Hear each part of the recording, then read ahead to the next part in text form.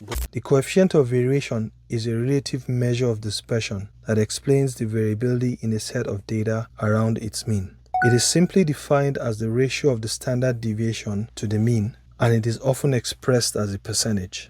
It is useful in comparing the variability of different data sets because it expresses the standard deviation as a percentage of the mean, and so it provides a standardized way to compare the dispersion of different data sets, even if they have different units or vastly different means. A higher coefficient of variation indicates greater variability relative to the mean, while a lower coefficient of variation suggests less variability. And if you've gained value with this video and you want to support my efforts, do subscribe if you have not yet done so. Also, give this video a thumbs up and share with your friends and colleagues to help them. And if you want to learn more about how coefficient of variation is used in public health, check out this video here. And for a full example of how to calculate and interpret coefficient of variation from scratch, check out this other video right here. See you in the next video, and as always, thanks for watching.